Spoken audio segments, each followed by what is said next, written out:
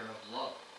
So the announcement of Melissa and Tim's engagement comes as no surprise, for this was destined to be from the very beginning.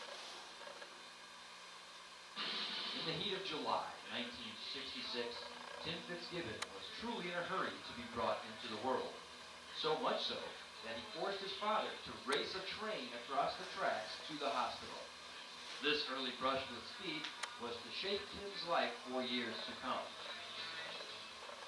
About the time Tim was slapped with his first moving violation, in January of 1967, Melissa May was born. No child ever had it so good. Melissa was pampered and spoiled by the entire May family, their friends, and casual acquaintances.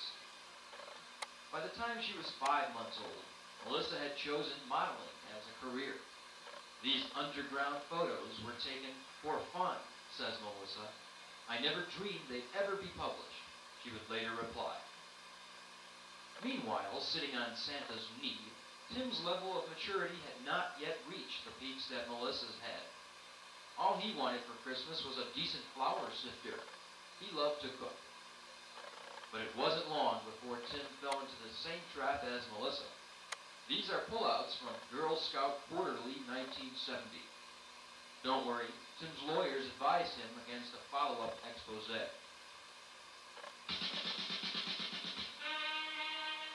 Beauty. It has its stages and its phases. Fashion. Raising pets. Gardening. Upholstering. Even Melissa went through her cooking stage. Her tendency to burn things led to a new interest.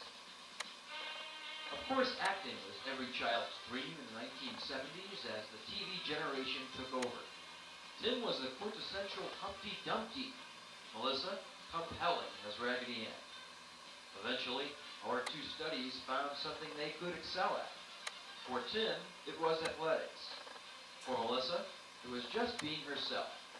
She was turning into a lovely young lady. And Tim was turning into a car nut. He rebuilt Mom's '67 T-Bird and moved on to a 1970 Mustang. Pretty hopeless, huh? A little Bondo, slap on some paint, and voila, a mean racing machine. Tim financed the venture by renting himself out as a tetherball during the summer. By this time, Melissa's parents were starting to think of her future. They began grooming her for the right man. A gentleman, someone to look after her in a responsible manner, someone to cultivate her proper upbringing. But she met Tim instead. Ironically, this was about the time the Mays bought Melissa a guard dog. But Melissa spoke highly of Tim and his wonderful family. Tim's friends also played an integral part in his life. They loved to party, to cut loose, and have fun. Melissa took up fishing to impress Tim, but instead was the envy of her father, who never landed one this big in all his years. Tim also tried to impress Melissa by becoming a homebody. Here he is with his family, standing in front of the Christmas tree he hand-crocheted. Tim's family has always been very close, as was Melissa's. That's what makes this union so special. It not only brings two great people together, but two great families as well. Let us trace the days leading up to Tim's proposal. The night Tim graduated from DeVry, he knew of his intent. When Applied Materials sent him to California, Tim lived a life of luxury and began to have second thoughts. When he found out what an engagement ring would cost, he kind of overreacted.